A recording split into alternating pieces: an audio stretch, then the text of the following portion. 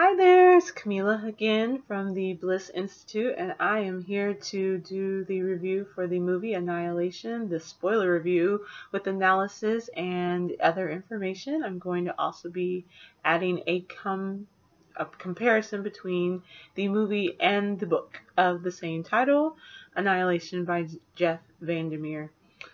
Alright, to begin with, like I said, this is spoilers, so if you're not looking for spoilers, if you want to wait to go see the movie yourself, please do not watch this. You will not be happy, because I'm going to get into all the nitty-gritty things. I'm also going to do a esoteric kind of analysis of some of the other metaphysical elements that are apparent in the movie.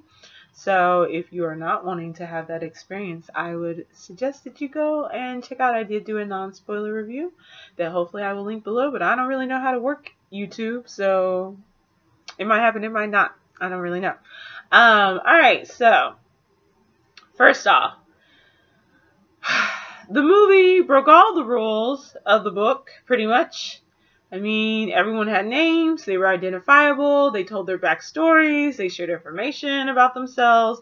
So let's just start from the beginning, I suppose. So we meet Lena, who is what we would know as the biologist in the book, and she is explaining information to her class about how cells work and division and mutations, and how cancerous tumor, so something that has uncontrollable growth. It's growing at an unnatural, it's replicating its cells at an unnatural rate, and when it's not necessary to do so. And so we see her having a conversation with a student, and then we see her having an interaction with a man, and you can tell from kind of the way that they're standing. At first I was like, oh, okay, maybe this is like a guy that she's having an affair with, and then he mentioned his wife, so I was like, well, maybe not. Okay then, because knowing the background that I know she's married, and so I was like, oh, okay.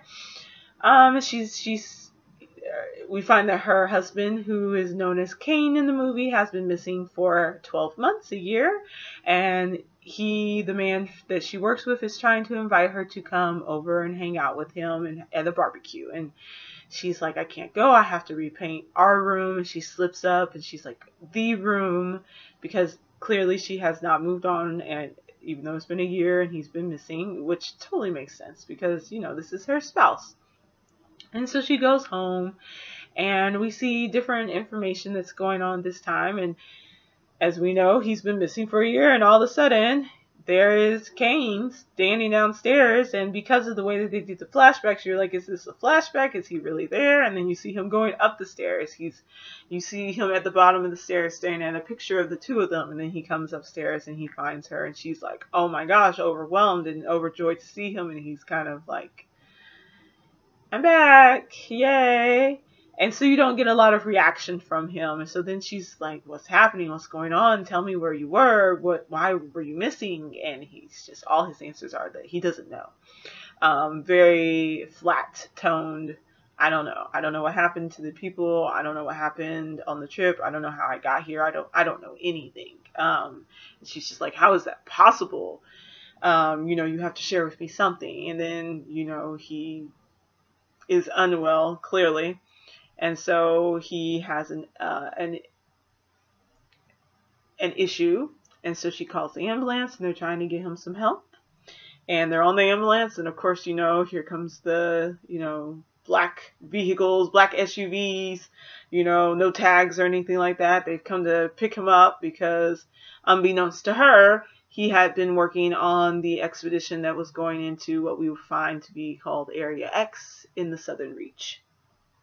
And so she finds herself, they have to knock her out because she's screaming and hollering about, please do not take my clearly dying husband out of this ambulance. He needs help. Who are you people? What's going on? And so she wakes up in this room, in this isolation chamber, and we meet these psychologists who, I don't remember her name, and I'm not going to say it because I don't feel like they should have names. I like the fact that they didn't have names in the book, which I'll get to more on the book in a moment. But so she meets the psychologist, and the psychologist is asking her all of these very invasive questions. You know, what did your husband tell you? Did he say anything? Have you seen him before? Or did you have any other contact? Did he tell you about the mission before he went? Like, just probing, trying to find out what it is that the biologist knows. And the biologist is like, I'm asking these questions. Where's my husband? What is happening? I felt like there was a little confusion there. If you've read the book, you know that all of this is very different than what goes on in the book. Entirely, completely different. And I do believe that they were trying to set up the premise for what is happening here. Although I do feel like they could have used the same setup as the book, and people might have had to take a little bit more time to figure out, okay, wait, what's happening? What's going on? But they could have still figured it out. But I do believe it made it so that it was easy to follow. I believe it weakened the storyline just a little bit, but you can follow along. So that's important. That's something that needs to be able to happen when you have this kind of like one shot chance of telling this story through visual and audio means in a video. So they're having this conversation, and she's like, I want to see my husband. And he's clearly, he's dying. The man was coughing up blood. Now he's on these machines. He has multiple organ failure. And she's like, I just want to know, like, I don't know anything that happened to him. So the psychologist eventually tells her about this phenomenon that occurred years ago, and how it had kind of infected this area, and that they evacuated a small town, which if you've read the books, you know the significance of that town, and how they believe something crashed into a lighthouse, and that was the origin point, and that they're just trying to find out what it is, because whatever it is changing the things that occur there, and it is spreading. It is spreading, moving closer and closer, going further out from where it originally began. Sort of like, cancer, or a cancerous tumor, or a cell that is dividing against itself uncontrollably. And so the girl she goes outside and she sees what they call, as we know, like the shimmer. And so it's this, you can see it in the trailers. It is that kind of very opaque, kind of like a oily, looking through something that's got an oily film on it, glistening. It's quite beautiful in the movie. The movie is absolutely stunning, particularly once they go into Area X. And so she's seeing it, and she's seeing that this is clearly something that is abnormal. And she spends a lot of time by herself. She tries to go and see her husband. There's nothing really going on there. Eventually, she runs into the other people who are going to be on the team. And so there is the, I don't remember what they called her I think she was the surveyor in the book. Or she might have been the more like military arms person who was there to kind of protect them and see the way, but I believe that's the surveyor. And she introduces her to the physicist, and I don't think she was a linguist. I think she was something else in the movie, but what I'm remembering as the linguist, because that element's not in this movie at all, so it would make sense that they would change her character. But they introduce themselves, they're talking, so again, another plot point that's a little different from the book. And she's like, she finds out, because they're like, it's important for us to know what's going on over there. And then it's this cryptic moment, and it's like, because 6 days, we're going to go in there. And she's like, okay, well, there's a fourth member, and of course it's a psychologist. So now she's like, well, I'm going to go talk to the psychologist and find out, why she's going, and how do I get to go? Because she feels that she owes it to her husband, because she was not. She feels that she owes it to her husband to go in there and to finish the work that he's done, and to find out what happened, and to report back about it, and to come back and share that information, to tell his story. And so the psychologist is, again, she's saying what happened, but she's saying she picks the teams, and she talks to the people, and she gathers up all the information, but she never goes. She's never actually there. And so she's like, okay, well, I want to go too. So eventually everybody suits up, and we don't see any training, so I'm just going to assume that there's training. I mean, we know that because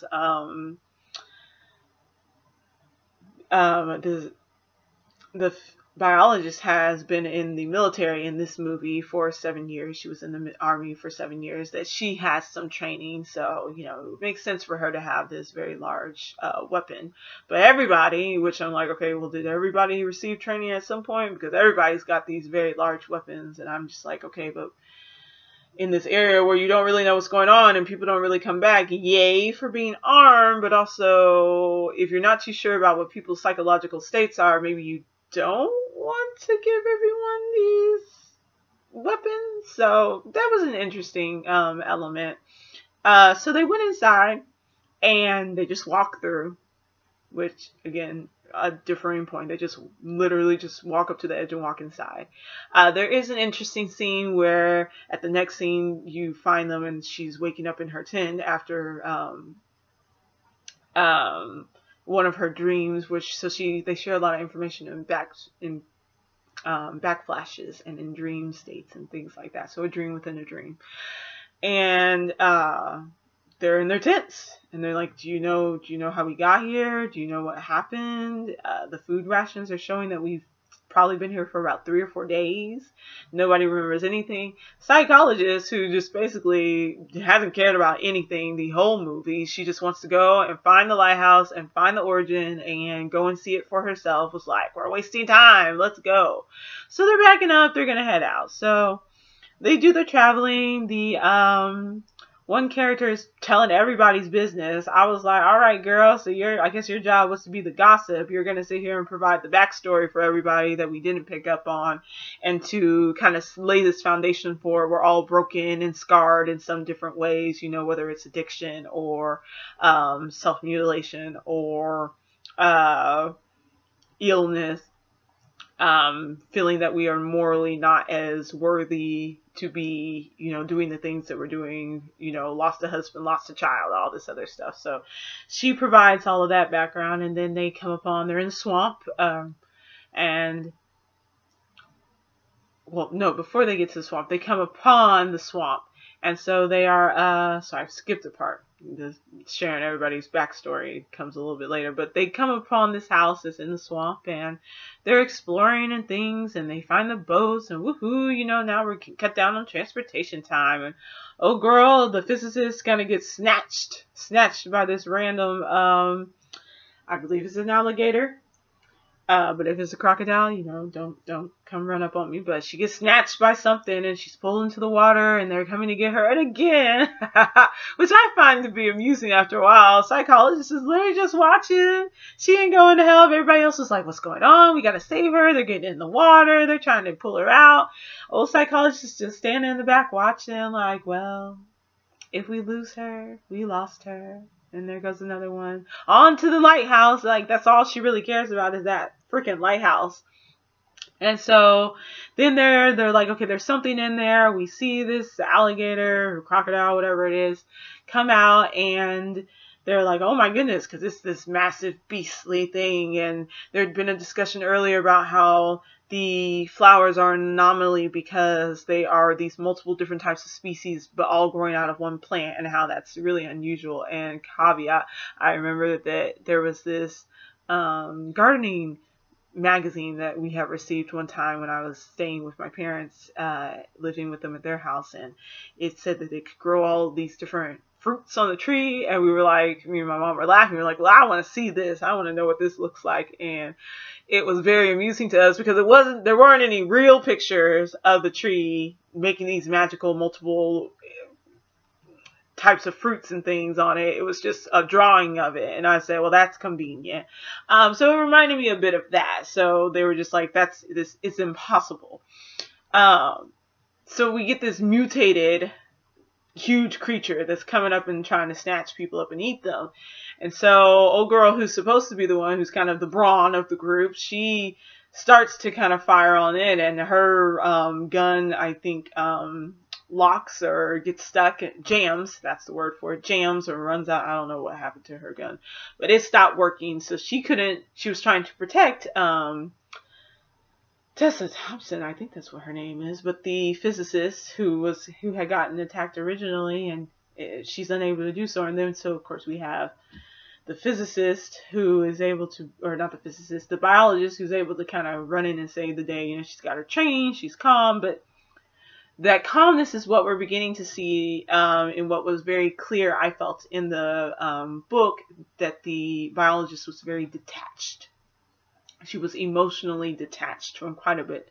She was more aligned with the inner workings of things than she was in being able to express and to understand and to relate to other people, although she had gotten into this relationship, which again, when you go back to what will come later, or what's happened, where he's always just like, I don't know, I don't know, I don't know, that explanation of their disconnect from each other, and how their inability to be able to really like tap in and to see like there's an issue here, something's going on, you know me, tell me what's happening, confide in me, like that link is missing.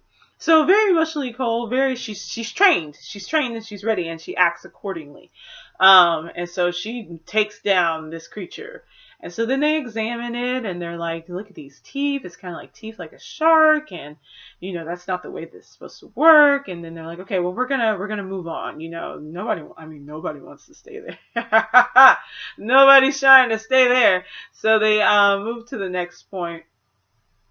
And that's when they're in the boat, and that's when the girl's telling everybody's business. And then they get to this kind of they get to the landing point, and they get to the space, the army base that was in Area X in the Southern Reach over there. And so they're like, okay, well, this must be where they were hanging out and stuff. So there's again all this plant life and all of these great things. And so then I'm trying to remember because I want to make sure I'm telling things in the right order. Yes. So they get there, and they're kind of exploring and looking around. And again, another difference, there's electronics here, so they've got their videos and things. And so they're walking, and they're seeing kind of the just the makeup of the land and things. And so they run across, they're like, okay, well, here are the names. And so, you know, a girl, again, the biologist, she's like, oh, their names were written. So she shook because she sees her husband's name, and she hasn't told anybody. Nobody knows that the one survivor who came back is her husband, and also that he was on the previous team, and that therefore his name is on this list on the wall with all the other names. And they were doing watch. They were keeping watch over this space because clearly it's dangerous out here. And so they're like, all right, so I guess we'll keep watch too. And then the psychologist, I mean, she's just so shady throughout the whole, like, even with the foresight of what I know that she does and how she is, I'm just like, you're just shady to begin with. So she wanders over to the table, and she's like, well, this should help. So, you know, the electronics that aren't supposed to be there are there. And there's a memory card, and they put that into the camera, and they're like, let's watch, let's see what happened. And of course, the memory card is completely undamaged. And so they put it into the camera, and they're like, we see, you know, again, here it goes, biologist. She shook, and she's visibly shook because she like reels back. It's her husband. He's on the film, and he's sitting there, and he's like, oh, let me tell you what's going on. And he like cuts into one of his teammates' stomach. I mean, he just starts cutting in. And so I'm thinking it's like the book. I'm like, oh, okay, you know, like they're doing the whole how to keep the shimmer from, or the shimmer from kind of taking over. No, not at all. He's just cutting into him because they want to show there was a note written that said, for who comes after. They wanted to show kind of what's starting to happen to people. They're changing. They're changing. So, oh, dude, I'll just let you find out what happens when they cut him open, and what's going on with him. But we find him later. He's still there. He didn't really make it too far. And so they're all freaking out. And the one who's supposed to be kind of the brawn of the group is like, it is a trick of the light. And I was like, girl, like, we're really going to play this game. Like, we didn't just see what we all saw on this film. But they don't go into the fact that that it is known that people have hallucinations, and that there are psychological things that go on with being in this space and seeing the things that they're going to see. But, you know, having that background, you know, going in, okay, no, like, there's a reason why she's saying that what we think we're seeing is not what we are actually seeing. But I mean, clearly, no, they were seeing what was actually happening. And so they, the psychologist, I'm telling you, this shady, shisty psychologist who's just wandering around and nobody's making note of her odd behavior, which to me, with the explanation from the book, that makes sense why no one's saying anything about her really odd behavior. But in this context where they don't explain this and it's not included, I was like, nobody's sitting here like, hey, why are you not involved in these conversations? Why are you not concerned about what's going on? Why are you not like freaking out? You're just wandering around like everything is fine. Oh well, people might die. Oh, people's got stuff happening to them. Oh, it's fine. I'm just gonna go explore in this dangerous place that nobody knows anything about and no one can give me clear answers about. So she wanders off into this kind of pool area, and we find our friend from the video. He didn't make it far, like I said. And so they're taking, you know, samples, and, you know, Tessa is like, I don't want to stay here. She's the physicist, like, I don't want to be here anymore. I'm ready to get out. And the psychologist is like, we've only gone so far. It's dark. It's going to be dark soon. We shouldn't even leave. We should set camp here. And I'm like, it looks light to me. I've seen all types of craziness going on here. I don't want to stay here. So they go and they get out in this lookout tower and they go to sleep. And old girl, the biologist, can't sleep. So she's over here examining things. And the other girl who likes to tell everybody's business is like, oh, you can't sleep. I'm sleeping better. I'm freaking out too, but I'm hiding it better. And then they're keeping watch. So then the biologist is like, I'll go relieve the psychologist because I'm not going to sleep. And so she goes down there, and so the psychologist is like, look, okay, so we're 2 days out from the, I think they were 2 days out from the town, and then they were like a day out from the actual lighthouse. She was like, let's go see it. And so then they hear this noise. To me, I took this as an indication that the one who was like, I am as scared as everyone else, but I'm not freaking out as much. They hear this noise that's outside of the parameter. For the biologist and the psychologist who are in this hut, it makes sense for them to be able to hear it because they're right there. But for a girl who's way up there to hear it, I was like, oh, she's already starting to experience the change. Like, that's what I felt. The enhanced abilities and senses that go along with beginning to change with this mutation that happens in this space, because she hears it and she bounces up. She's like, what was that? She comes running down. She's like, I heard something. What's happening? What's going on? She gets snatched and everyone's freaking out and they're chasing after her. The other two have woken up. They're trying to find her as well. Again, the psychologist is chilling and just kind of watching like, well, another one bites the dust. Well, the first one bites the dust. And so she's gone. And they're like, okay, well, you know, this is a hot mess. So they're trying to figure out what's happening. And the Brawn, I wish I knew what her name was. But the girl that's supposed to be kind of like the voice of reason, and the Brawn is like, okay, well, we need to go. We need to get back. We need to get out of here. This is not safe. Clearly, we do not want to stay here. And old girl psychologist is like, we're too far in. We're not going back. And they're like, we don't know what we saw. And so they're like, we just need to try to get some rest and then leave. And then come to find out that the Brawn girl is losing her mind. She is really having a hard time. So they get up the next morning to go. And they find I believe it was just the shoe of the girl who was missing. And they're like, biologist is like, I will go alone to find her. I must know what happened to her. And so they're like, well, I'm going to stay here. And the Brawn girl's like, I'm going to go with you. I'll go with you. And she's like, I will go alone. And I could tell, I was like, oh, you are starting to like really make unwise decisions, because this girl does not trust you. She's giving you this look like, there's something else happening here and I don't like it. So that's when we get the really pretty scenes that we've seen from the trailers. While she's kind of walking around, we find, oh girl, she is no longer here. We come back, they move along, they get to the next point. They come upon this home, and you see all of that's another scene from the trailers where these people, they look like someone took outlines of people and just had plants grow up into these shapes. Very beautiful, very beautiful. Creepy explanation as to why it's like that, but overall very, very beautiful. And so the physicist is like, the physicist is looking, and she's like, I thought that the reason that we couldn't get signal on our electronics was because something was blocking it. She was like, but it's the exact opposite. It is like, I thought of a crystal. It is like something is refracting. It is reflecting all the signals. That's why it's not that signal's not getting in or out. It's just that it's getting scrambled while it's here. And the same thing is happening. It's interacting with all of the DNA, all of the different types of DNA and all of that stuff. It is scrambling it. It's scrambling the DNA and mixing them up together and making it into something altogether new, but reflecting a reflection and using these different formats to make reflections of what was there. Animals, plants, and people. And so, they're like, oh, it can't be true, but it's like, okay, but we're seeing evidence of it. And so there's more that goes on there, but I won't share everything.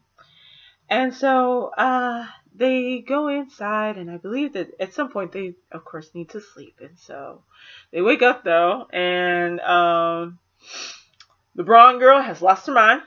She is wanting answers. She is not accepting what is happening. We had a flashback where we see that the biologist has been cheating with the man that we saw at the beginning of the movie, and that they have an interaction that doesn't go well, and she wants to end things, and she's feeling guilty. And we wake up to find that the blonde girl has kind of set everybody up for failure. She's trying to get answers. She's not trying to hear anybody. Because she's going through the change. She's experiencing this change. It's starting to happen to her. She is feeling less solid, more fluid, more liquidy, more like she is starting to mix with this world around her. And she's scared because she put up these two hypotheses that either people go in there and something kills them while they're in there, or they go crazy and they kill each other. And she is finding that there's evidence of both. That old girl was gone, and that she feels like she's losing her mind, and she might try to take them out. So then we hear the girl screaming, and we're like, oh my gosh, maybe she's not dead, but we're all sitting here like, no, she's dead. So she runs off to try to find her, and it's this bear, but it's a changed bear. That they say that they saw, because she says at one point, the Brawn says at one point, you said you saw a bear, but we don't remember seeing a bear. And so it's again likening back to that whole, okay, this place messes with your mind. It messes with what you see, with what you feel, how you are. And there's a really pertinent line that I'll bring up from the book before I actually kind of get to all of the other things, where they talk about here, when you go into this area X, you become who you really are. You become more of who you really are. That is what happens to you. That is a part of what this change is. And so she goes out to try to fix things. It's a big hot mess. I'm not going to get into all of that goes on with that. You can see the movie if you like. So although this is spoilers, this is more of analysis and review and kind of an explanation of what's going on. And in the end, she doesn't, and things don't work out too well. And the psychologist, again, is like, I want to move on. I want to get to where I'm going. And we're just like, it's in the middle of the night. People are getting attacked. Stuff is going all types of wrong. Why are you trying to go off into the middle of no man's land to try to make it? Girl, what's happening here? And so the other two, the physicist and the biologist, are like, we're sticking behind. We'll catch you when we catch you. And so in the morning they wake up and we find the physicist, which this was a really interesting scene in the way that they portrayed this. But the physicist, who was the one who had the self-harm habits, we find that she's sitting there and she's looking around, and she seems as if she has kind of acclimated and assimilated to her surroundings and what's going on in that area. And we come up on this scene where she's kneeling down and she just looks very calm and at peace and at home with where she is. And the biologist is starting to look more and more haggard. She's starting to look more and more like she hasn't, clearly she hasn't been sleeping. She hasn't been eating well. Like, things are just not working out very well for her. And so we get this juxtaposition between the physicist who's becoming a part of this space and the biologist who is fighting becoming a part of this space, and cuckoo crazy psychologist who's just run off and decided she's gonna join the crowd. And so she's sitting, and we get to see this part where she has these scars, and she's showing her scars, and her scars have begun to bloom. She is literally becoming part of the space, like what we saw with these different people who are kind of around. And so we never really see what happens to her at the end, where the biologist chases after her, and we get to see just kind of, again, this group of people going about their lives, and kind of what might have happened if the differences between the ways that you interact with and react to change. Do you want to go and find out as much as you can about it? Do you accept it and assimilate, or do you fight against it? And in this one case, we see what happens, which seemed to be the most peaceful way of dealing with it, was the acceptance and the allowing yourself to be changed. And so that's what happens there. And so the biologist then continues to keep moving, and we get these really beautiful landscapes, these really beautiful scenes. She makes it to the ocean, and there's these gorgeous kind of rock crystalline formations of trees and things of that nature. And then we see a kind of macabre scene with a bunch of bones and skeletons closer to the lighthouse. She makes it to the lighthouse, and it's beautiful as well. It's this really interesting thing, because everything is it's really beautiful, but it's terrifying at the same time. It's absolutely terrifying, because that there has been a lot of death here, that there has been a lot of that from this new life and these new things that are happening around us. There's been a lot of destruction that came from that. And so she makes it to the lighthouse, and she goes inside, and we find this kind of this skeleton or leftover of what was a person, clearly. And again, another magical recorder that just happened to have just enough batteries for her to be able to watch the video of what happened. And so we find this really intense scene between her husband and this metamorphosis, and how he's understanding and seeing what's going on around him. And even with that, it highlights the difference between how they interacted with each other, but also how they saw the world, because he explored it. He didn't necessarily accept it as Tessa Thompson's character did, as the physicist did, but he began to explore it and to question it, and to be this more philosophical approach to what is this? What is happening? What is going on in this world around me? And what does this mean overall? Who am I? The larger question of who am I? What constitutes what makes me me? And what really matters when it comes to that.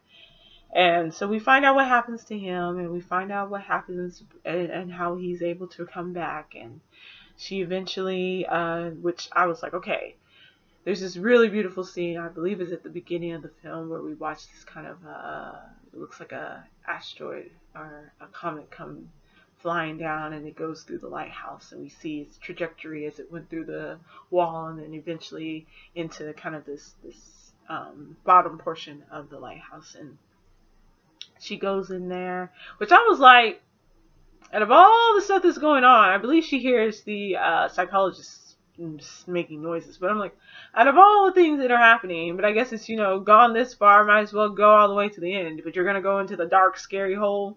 Like, I was like, where is the person who walked in and said, you know what, this sounds like a bad idea, so we're just gonna go back. But she made a point earlier that it would take longer to go back than it would to go forward. If using the premise of the movie, you can literally just walk to the edge and walk out, it's a shorter distance. It's a proposed shorter distance to actually move forward and go out on that side than it would be to go and take the journey all the way back. And so she continues to take the journey, and we see this really amazing visual scene where she goes down into this literal tunnel, and she's traveling down, and she finds the psychologist, but the psychologist is clearly not she's not the psychologist, and the psychologist makes a note that we are changing. She recognizes that it is in them, and she says, I want to try to make it to this origin point still me before I change too far. And so clearly, I mean, she got down there, and there was a metamorphosis that was taking place. And then she comes back, the biologist speaks to her, she comes back, and we're again with the psychologist, and she's having this very kind of existential moment. And then there's this just absolutely beautiful, magical transformation, and this coming apart to becomes a part of something larger. And we see this kind of manifestation of what the actual energy or entity or whatever it is that's actually changing all these things. And I will admit, I have a little bit of a cynical side, so there's a soundtrack that goes along with this, and it felt very, I was like, I feel like I'm like in a rave, and I was like, I could see the very cynical person being like, oh, somebody took too many mushrooms, somebody smoked too much weed, or something of that nature, because it's just very like psychedelic, like a trip. Not that I've honestly ever been on one, but I imagine that that's what it's like. And so it's just like do, and all these changes are going on, and we see the biologist is still there and taking all of this in and trying to understand. This whole time it's just been trying to understand what's happening here, and this growth that's so much like the cancerous cells that she studies going on and transforming things. And so eventually, it comes back. There's, and I'm not sure where the blood comes from, but there's a part of blood, a drop of blood that goes into this creature, and we see it start to expand. The cells divide, and they keep dividing, and they keep dividing, and it keeps changing, and we find this kind of metallic being that's mirroring the biologist. So the biologist is freaking out. Of course, now she's freaking out. She tries to get out. And this creature, she is followed her up front. And so there was a point down there where she shot it, and then all these spikes kind of came out. And I was like, oh no, this is looking a little like Silent Hill. I was like, girl, it's time to go. It's time to get out. So she goes up top, and she's trying to kind of get away. And it's just, the interpretation, which is, we'll get a little bit into this more kind of metaphysical, esoteric interpretation of, they say that we are mirrors, that everyone that you meet is a reflection of yourself, and that we're all made up of this cosmic energy that kind of comes together and makes us into who we are. And as such, because we are mirrors of each other, we're just reflections. You see reflections. And so you get this kind of literal, in this sense, in this movie, this literal reflection of who she is. And the fact that she is unable to recognize it is literally mimicking her movements. Pace by pace, bit by bit, breath by breath, shows her disconnect from herself. That she is so emotionally closed off. That she is so unaware of herself and herself as a being that she is unable to, and of course, yes, she's freaking out because of all this stuff that's going on, but this inability, like this deeper level, that she is not connected to who she is, and she cannot recognize herself in others as well. And so she's fighting against this. I do a lot of work with shadow work. And so for me, when I see literally you're going across these journeys, you're going through these gates, these initiations, this delving deeper and deeper and deeper into the psyche and losing this grip onto what we call our material 3D world. And you're going through, first you literally pass through the wall into area X, and then you have to go, you miss time, you lose time. Through a gateway, through a portal, you lose time, and then you have to go through this next step where you have to take a journey across water, and then you reach this next step where you're having to go through this nighttime ritual of losing people, and then you have to go through another step, and it's just all like, it reminds me so much of Anana's journey through the underworld, where you're just going deeper and deeper and deeper and getting and losing more of who you are, but gaining through the losing of who you thought you were and what was going on and what you thought you knew. You're gaining a deeper understanding of who you actually are, and who the other people who are in your life are actually, like, what they're actually about and what they're going through. And eventually you get to this point where there is nothing left but yourself. And it is this external self that is looking you in the eye, and it's literally you. It is you reflecting, showing you, following your footsteps, mimicking your actions and your behaviors and your thoughts and your and all these things. And are you able to recognize this? Are you able to face your mirror? Or do you reject it? Do you fight against it? Do you try to destroy it? Do you disassociate completely? And so it's interesting to tie this back to the psychologist who, as I said, when you first see her, she's clearly not the psychologist. Her face has kind of been melted together. And we see this happen again when we see this replica of the biologist. The same face kind of happens. And so as opposed to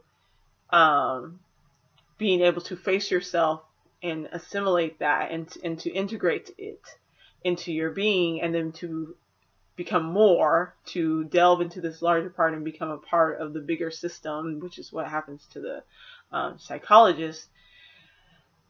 The biologist is like, nope, I'm not drinking that tea. I'm not drinking that Kool-Aid. I'm about to try to figure out how I can, get out of here, because it's this thing where you can sense that the psychologist feels, or the biologist feels that who they are and what this is so much more than what they are prepared to deal with, that they cannot. And what has been done, what has been sacrificed to reach this point has been so great that it's just, how can it be acceptable? How can you accept this? How can you move forward from this in this way with you? You have to destroy it. And it's, in turn, that is just another form of transformation. So there's so many different options of how we deal with change, how we deal with accepting these darker aspects of ourselves that can be liars or cheaters, or not care, be emotionally distant from our partners and people who really care about us. How do we accept these things? In this case, perhaps sometimes you have to burn it down and start over and say, okay, well, this is who I was, and maybe it's time for me to rebuild and to let this transform me in a different way. And so we find her. That's kind of where we end. There's more to it, but I'm not gonna cover everything. But that is really kind of where we find ourselves, is in this space of like, okay, well, I was this one person. I was this one way. I went through this experience and this journey. I gave up. I peeled back the layers. I became more of who I was, truly, who we truly are. Are we this beautiful light creature like the psychologist? Are we this lovely flowering piece of peaceful nature who is ready to just give and bring beauty to the world like the physicist?